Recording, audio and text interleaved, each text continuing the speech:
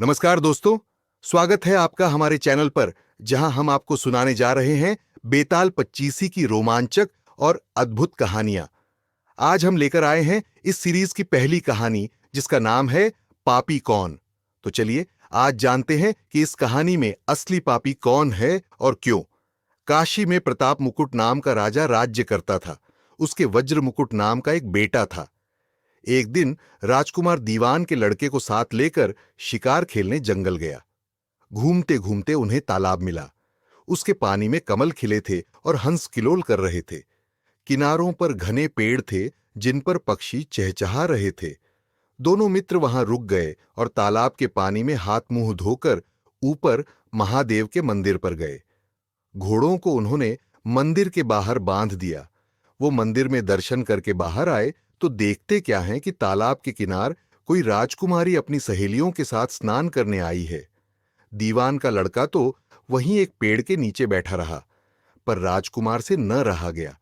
वह आगे बढ़ गया। राजकुमार ने उसकी ओर देखा तो वह उस पर मोहित हो गया। राजकुमारी भी उसकी तरफ देखती रही। फिर उसने किया क्या कि जूड़े में से कमल का फूल निकाला, कान से लगाया, दांत से कुतरा, पैर के नीचे दबाया और फिर छाती से लगा अपनी सखियों के साथ चली गई। उसके जाने पर राजकुमार निराश हो अपने मित्र के पास आया और सब हाल सुनाकर बोला, मैं इस राजकुमारी के बिना नहीं रह सकता, पर मुझे न तो उसका नाम मालूम है न ठिकाना। वह कैसे मिलेगी? दीवान के लड़के ने कहा, राजकुमार आप इतना घबराए नहीं, वह सब कुछ बता गई है। राजकुमार ने पूछा, कैसे? वह बोला, उसने कमल का फूल सिर से उतारकर कानों से लगाया तो उसने बताया कि मैं कर्नाटक की रहने वाली हूं। दांत से कुतरा तो उसका मतलब था कि मैं दंतावट राजा की बेटी हूं। पांव से दबाने का अर्थ था कि मेरा नाम पद्मावती है, और छाती से लगाकर उसने बताया कि तुम मेरे दिल में बस गए हो। इतना सुनना था कि राजकुमार खुशी से फूल उठा। बोला, अब मुझे कर्नाटक देश में ले चलो। दोनों मित्र वहां से चल दिए। घूमते फिरते, सैर करते दोनों कई दिन बाद वहां पहुंचे। राजा के महल के पास गए तो एक बुढ़िया अपने द्वार पर बैठी चरखा काटती मिली। उसके पास जाकर दोनों घोड़ों से उतर पड़े और बोले, माई हम सौदागर हैं, हमारा सामान पीछे आ रहा है, हमें रहने को थोड़ी जगह दे दो। उनकी शक्ल सूरत देखकर और बात सुनकर बुढ़िया के मन में ममता उमड़ आई। बोली, बेटा तुम्हारा घर है, जब तक जी में आए रहो। दोनों वहीं ठहर गए। दीवान के बेटे ने उससे पूछा, माई तुम क्या करती हो? तुम्हारे घर में कौन कौन है? तुम्हारी गुजर कैसे होती है? बुढ़िया ने जवाब दिया, बेटा मेरा एक बेटा है जो राजा की चाकरी में है। मैं राजा की बेटी पद्मावती की धाय थी। बूढ़ी हो जाने से अब घर में रहती हूं। राजा खाने पीने को दे देता है। दिन में एक बार राजकुमारी को देखने महल में जाती हूं। राजकुमार ने बुढ़िया को कुछ धन दिया और कहा, माई कल तुम वहां जाओ तो राजकुमारी से कह देना कि जेठ सुदी पंचमी को तुम्हें तालाब पर जो राजकुमार मिला था वह आ गया है। अगले दिन जब बुढ़िया राजमहल गई तो उसने राजकुमार का संदेशा उसे दे दिया। सुनते ही राजकुमारी ने गुस्सा होकर हाथों में चंदन लगाकर उसके गाल पर तमाचा मारा और कहा, मेरे घर से निकल जा। बुढ़िया ने घर आकर सब हाल राजकुमार को कह सुनाया। राजकुमार हक्का बक्का रह गया। तब उसके मित्र ने कहा, राजकुमार आप घबराएं मौन नहीं, उसकी बातों को समझें। उसने 10 उंगलियां सफेद चंदन में डुबोकर गाल पर मारी। इससे उसका मतलब यह है कि अभी 10 रोज चांदनी के हैं। उनके बीतने पर मैं अंधेरी रात में मिलूंगी। 10 दिन के बाद बुढ़िया ने फिर राजकुमारी को खबर दी तो इस बार उसने केसर के रंग में 3 उंगलियां डुबोकर उसके मुंह पर मारी और कहा, भाग यहां से। बुढ़िया ने आकर सारी बात सुना दी। राजकुमार शोक से व्याकुल हो गया। दीवान के लड़के ने समझाया, इसमें हैरान होने की क्या बात है? उसने कहा है कि मुझे मासिक धर्म हो रहा है, 3 दिन और ठहरो। 3 दिन बीतने पर बुढ़िया फिर वहां पहुंची। इस बार राजकुमारी ने उसे फटकार कर पश्चिम की खिड़की से बाहर निकाल दिया। उसने आकर राजकुमार को बता दिया।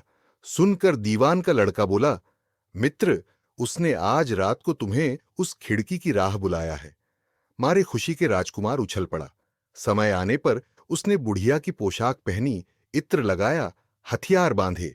दोपहर रात बीतने पर वह महल में जा पहुंचा और खिड़की में से होकर अंदर पहुंच गया। राजकुमारी वहां तैयार खड़ी थी। वह उसे भीतर ले गई। अंदर का हाल देखकर राजकुमार की आंखें खुल गईं।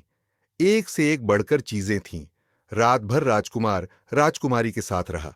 जैसे ही दिन निकलने को आया कि राजकुमारी ने राजकुमार को छिपा दिया और रात होने पर फिर बाहर निकाल लिया।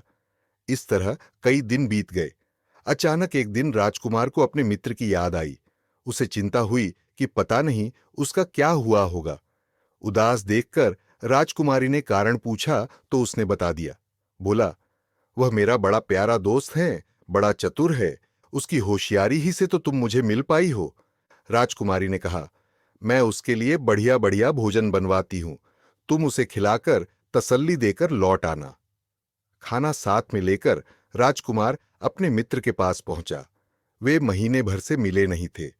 राजकुमार ने मिलने पर सारा हाल सुनाकर कहा कि राजकुमारी को मैंने तुम्हारी चतुराई की सारी बातें बता दी हैं, तभी तो उसने यह भोजन बनाकर भेजा है। दीवान का लड़का सोच में पड़ गया। उसने कहा, यह तुमने अच्छा नहीं किया।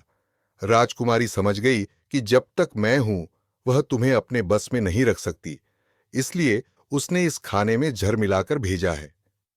यह कहकर दीवान के लड़के ने थाली में से एक लड्डू उठाकर कुत्ते के आगे डाल दिया। खाते ही कुत्ता मर गया। राजकुमार को बड़ा बुरा लगा।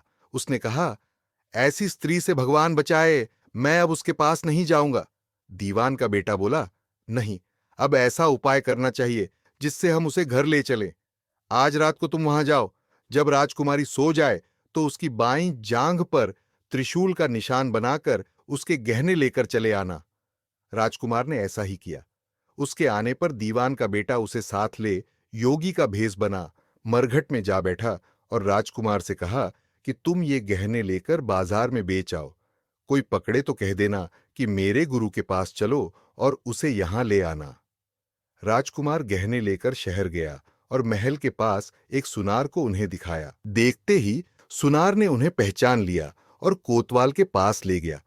कोतवाल ने पूछा तो उसने कह दिया कि ये मेरे गुरु ने मुझे दिए हैं। गुरु को भी पकड़वा लिया गया। सब राजा के सामने पहुंचे। राजा ने पूछा, योगी महाराज, ये गहने आपको कहां से मिले? योगी बने दीवान के बेटे ने कहा, महाराज, मैं मसान में काली चौदस को डाकिनी मंत्र सिद्ध कर रहा था कि डाकिनी आई। मैंने उसके गहने उतार लिए और उसकी बाईं जांघ में त्रिशूल का निशान बना दिया। इतना सुनकर राजा महल में गया और उसने रानी से कहा कि पद्मावती की बाईं जांघ पर देखो कि त्रिशूल का निशान तो नहीं है। रानी ने देखा तो सही में निशान था। राजा को बड़ा दुख हुआ। बाहर आकर वह योगी को एक ओर ले जाकर बोला, महाराज, धर्मशास्त्र में खोटी स्त्रियों के लिए क्या दंड है? योगी ने जवाब दिया, राजन, ब्राह्मण, गऊ, स्त्री, लड़का और अपने आश्रय में रहने वाले से कोई खोटा काम हो जाए तो उसे देश निकाला दे देना चाहिए। यह सुनकर राजा ने पद्मावती को डोली में बिठाकर जंगल में छुड़वा दिया। राजकुमार और दीवान का बेटा तो ताक में बैठे ही थे। राजकुमारी को अकेली पाकर साथ ले अपने नगर में लौट आए और आनंद से रहने लगे। इतनी बात सुनाकर बेताल बोला, राजन, यह बताओ कि पाप किसको लगा है? विक्रम ने कहा, पाप तो राजा को लगा। दीवान के बेटे ने अपने स्वामी का काम किया। कोतवाल ने राजा का कहना माना और राजकुमार ने अपना मनोरथ सिद्ध किया। राजा ने पाप किया जो बिना विचारे उसे देश निकाला दे दिया। राजा का इतना कहना था कि बेताल फिर उसी पेड़ पर जा लटका। राजा वापस गया और बेताल को लेकर चल दिया। बेताल बोला, विक्रम, तुम बड़े हट्ठी मालूम होते हो, लेकिन कोई बात नहीं, देखता हूं कितने हट्ठी और कितने धैर्यवान हो। तो दोस्तों, ये थी बेताल 25 की पहली कहानी। अगर आपको यह कहानी पसंद आई हो तो हमारे चैनल को सब्सक्राइब करें, वीडियो को लाइक करें और अगली कहानी के लिए बने रहें। धन्यवाद।